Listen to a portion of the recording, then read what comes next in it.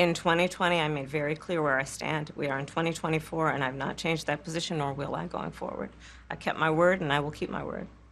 What made you change that position at the time? Well, let's be clear. My values have not changed. Unfortunately, Kamala Harris's values have not changed from 2020 because she was a communist then and she's a communist now. Take, for instance, her plans for things like a 25% tax on unrealized gains or wage and price controls that go far beyond which even President Barack Obama ever tried to do, is actually straight out of the communist playbook. Here's one of Harris's surrogates getting utterly humiliated by the usually pro-Democrat host of CNBC. Well, unrealized gains, taxing unrealized gains just doesn't seem fair in any sense of the word. In the very best sense, if you are taxing unrealized gains, all you're doing is pulling forward the taxes that would be paid later when someone actually sells the stock.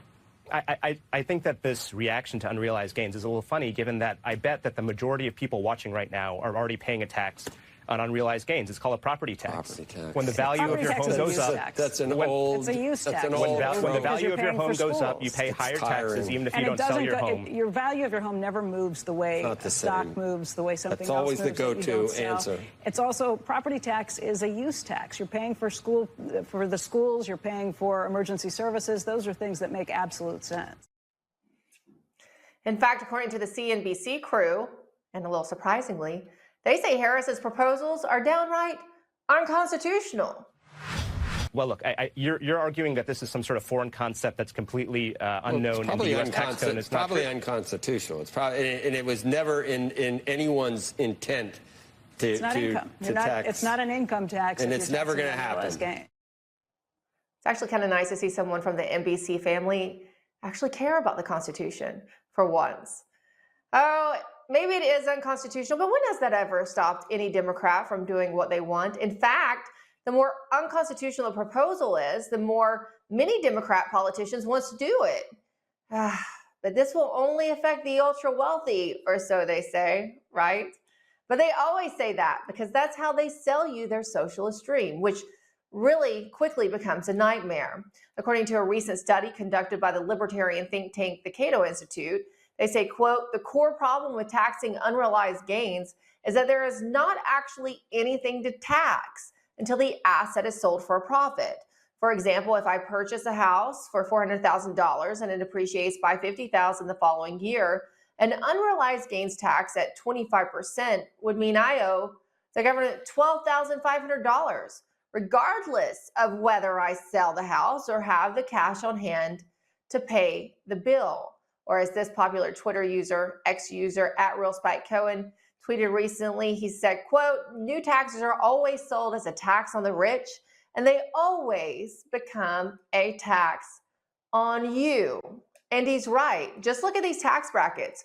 You see how the majority of the middle class today is considered wealthy and will be taxed accordingly. The income tax was first sold as a means of taxing only the top 1%, but it quickly became a tax on all of our incomes. Again, the alternative minimum tax, AMT, was supposed to only impact the ultra wealthy, but by 2005, it had become a scourge for the middle class. And I will work to pass the first ever federal ban on price gauging on food. Okay. Let's translate for you. What Kamala Harris actually meant to say was price gouging, whether she knew it or not. That's what she was supposed to say. That's what they told her to say. We should probably have a rule. If a Democratic Party candidate can't say the term properly, they probably don't know what they're talking about, and we probably shouldn't trust them to permanently reorder our economic system. But ignorance and arrogance are the hallmark of modern leftists like Harris. So to find out more about how far down the road of communism we've gotten, and if we'll get Kamala Harris, and if how bad it will get if Kamala Harris is coronated as the 47th president, is our friend Ed Dowd. He's a financial expert. He is the founder of Finance Technologies, and he's also the author of the great book, Cause Unknown, The Epidemic of Sudden Deaths in 2021 and 2022 and 2023. Ed, it's good to have you here. I think, some people may not know how much this will affect them, a tax on unrealized gains. They think it is just a tax that will affect the ultra wealthy. And it's clear that even Kamala Harris's own surrogate struggles with the true definition. Some might say he was doing spin, but I honestly think maybe that gentleman didn't know what he was talking about. But can you explain to our audience what this will mean for the average person? Should she take office, and should they implement this? Well, first of all, it would definitely be a tax on the middle class. The rich will find ways to avoid it. They'll have access to loans to pay these and then do some sort of derivative transaction where they actually end up paying nothing. So this would likely cause a mass correction to markets as people need to sell assets to raise capital to pay these taxes. So that's one thing. It would crash financial markets long term. Secondly, it would be a boon for bankers because then people would need to take loans to pay taxes on unrealized gains. So bankers would benefit, and the middle class will just become more and more hawked into debt slavery. It's literally thievery on a grand scale. It sounds to me like a lot of people would even lose their homes, because if you think about it, how much the housing prices have went up just since the pandemic. These are people who thought they just had modest homes, right? But then all of a sudden, especially in the area that I'm in, what was, just a modest single family home turned into $1 million house. It seems like overnight, and those people couldn't afford to pay the unrealized gains. And I'm not sure they could even really secure a loan to pay it, some of them. Yeah, it's a way to low-key steal people's homes over time. Those who can't pay it, that are house poor. They bought the house 20, 30 years ago, and it's $1 million, and they're living on Social Security. They'll be kicked out of their homes. Bankers will come take it. The government will come take it. That's how, there'll be liens on them for not paying taxes, that kind of thing. Kamala Harris got pressed more than I expected on the economy, and that only the 18 minutes of the interview that CNN actually released last night, Dana Bash did actually ask her what she plans to change, considering they've been in charge of the economy. I'm paraphrasing here, for the last 4 years. And Kamala Harris did talk about a little bit of the policies that she would do.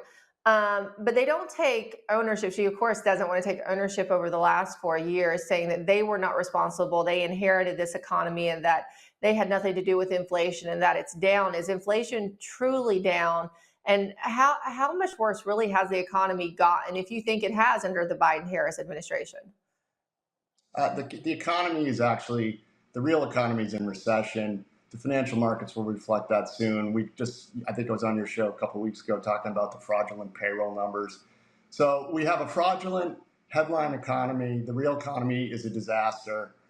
I put out a chart on Twitter today. It shows the Ferrari stock hitting new highs and dollar stores hitting new lows. So the middle class is under duress. The economy is going to reflect that in the financial markets sometime in the next 6 months. So we all know the economy they've been talking about is a lie. And her policies are causing that, and Biden's policies, and they have been strangulating the middle class for the better part of 4 years. And COVID didn't help. Trump was there, so he's got a little bit to blame. They locked down, they destroyed small businesses, and now with these policies she's talking about, and again, these policies she utters, they keep changing, so you can't pin her down, but they're proposing a 39% increase in small business tax, raising the corporate tax rate to 28%, and capital gains tax to 44%. Forget about the unrealized capital gains that we just talked about. 44% if you sell something. So this is an abject disaster that will destroy the middle class. Corporate tax rate sounds, you're going to tax corporations and you're taxing wealthy corporations, but the problem is it's a tax on production.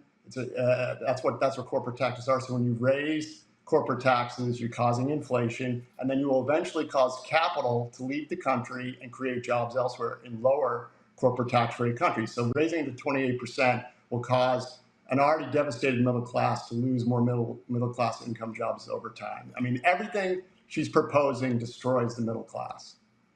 And then I want to talk specifically about what she called price gauging, but price gouging.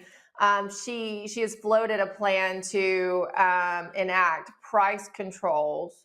What kind of, I mean, people are frustrated when they go to the store and they see what they're paying for a gallon of milk, what they're paying for any household item. You know, they are frustrated, but what kind of effect would enacting price controls actually have? So price is affected by two things. Price is law of supply and demand, and also money creation. So what caused the inflation was the unprecedented money creation for COVID, the COVID war.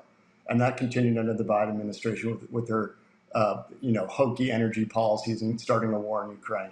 So the government spending is to blame for the inflation you're seeing. But when you start to control prices, you will actually cause production to go lower and then prices to go higher eventually. Literally, price is correlated to production. So the higher price goes due to the loss of supply and demand, the more production that comes online that eventually lowers those prices.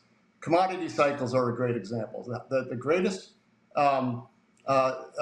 fix for high commodity prices are high commodity prices themselves, because they attract capital investment, more production, which eventually lower commodity prices. And then to solve low commodity prices, it's low commodity prices themselves. Price is an indicator of law of supply and demand. And once you mess with that, you'll cause shortages and starvation. And if you look, let's be clear here. She wants to ban all domestic energy production, and she wants to control food prices. Well, if you live in the Northeast, you will experience a winter of no food and no heat. That's the policy. That's what you will create. You'll feel like you're living in the old Soviet Union, huh? That's exactly what will happen. And it sounds far-fetched, but if she actually gets in, starts making price controls, there'll be shortages, food shortages, and then energy production and prices will go up in energy. So you'll have old people starving and freezing to death at the same time. Here's what Kamala Harris recently had to say about equity and equality. Listen. Equality and equity. Equality suggests often everybody should get the same thing. Well, that often assumes everybody started out in the same place, as opposed to equity, which is everyone should end up in the same place. And if you then understand not everybody started out in the same place, you understand some people need more. So we all end up in the same place, right? So that wasn't a recent one. That was one back from when she was campaigning the last time around. But that pretty much sums up. That sounds about as communist as you can sound. No, that's straight up communism. I don't care. Yeah. Call it DEI. Put a pretty wrapper on it. She's going to steal someone else's stuff and give it to someone else. That's what it is. Yep. And let's not forget, a lot of this, as the ones who sit on top of this system, they're the arbiters of wealth redistribution. They'll take a big cut for themselves. Make no mistake about that. Right. She's actually going to make her wealthy friends even wealthier while pretending to tax them and take from them and give to the poor. That's exactly what's going to happen. Thank you so much, Ed Dowd. It's always good to see you, my friend. Have a great Labor Day weekend. You too. Thank you so much, Emerald. Democrats aren't taking any chances. They're pulling out all the stops ahead of November to make sure Donald Trump does not take office again. In fact, joint status reports were due today in the latest installment of Jack Smith's. This one is superseding indictment filed this week against the former president. But Jack Smith is in possession of exculpatory evidence, Brady evidence that exonerates Donald Trump. How do we know? Because we have the person who submitted that evidence after the break.